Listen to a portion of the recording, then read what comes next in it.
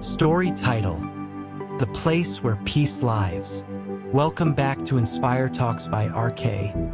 And don't scroll, because this story might finally give your heart the peace it has been silently begging for.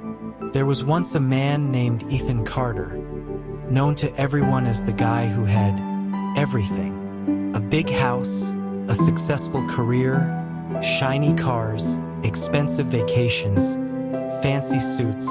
People looked at him and thought, he must be the happiest person in the world.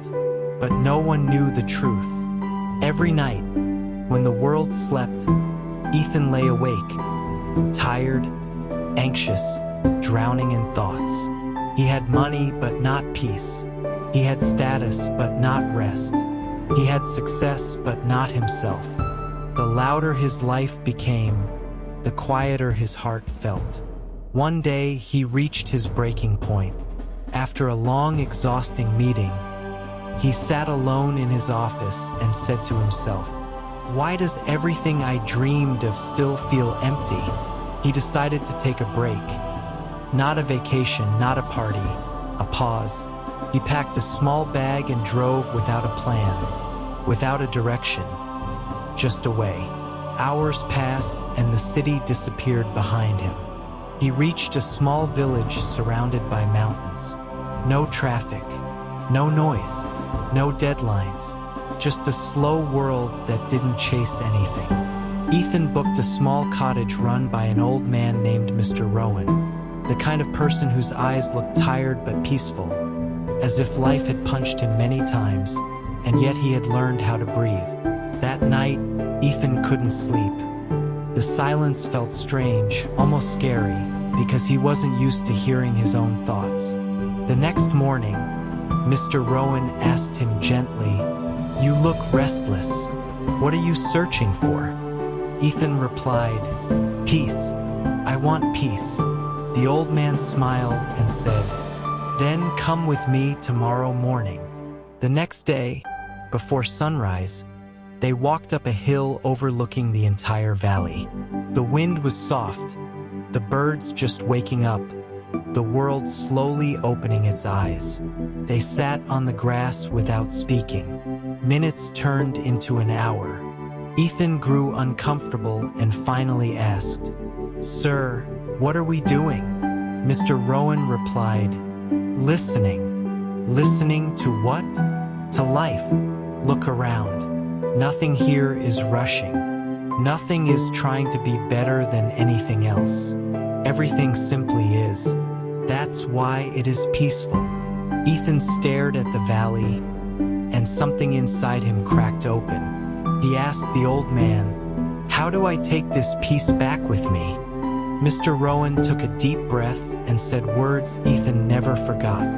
"Peace is not a place. Peace is a person. And that person is you." Ethan didn't understand. So the old man continued, "People think peace will come when problems disappear, when life becomes easy, when dreams come true. But peace is not about the outside world. It is about the world inside you. You don't find peace when life becomes calm. You find peace when you become calm, even when life is not." The silence that followed was different. It wasn't heavy anymore. It was healing. Ethan stayed in the village for 3 weeks. No laptops, no suits, no meetings, just stillness. For the first time in years, he slept deeply. He laughed freely. He breathed fully. Then it was time to return. Before leaving, he hugged the old man and asked, "What if I lose this peace again?" The old man placed a hand over Ethan's heart and said, "When the world becomes too loud, don't run away from life. Run back to yourself." Back home, nothing had changed. The calls came, the meetings came, deadlines came, but Ethan had changed. He no longer chased everything. He no longer compared himself. He no longer tried to prove anything. Because he finally understood. Peace doesn't come from a perfect life. Peace comes from a heart that knows how to rest even in an imperfect life.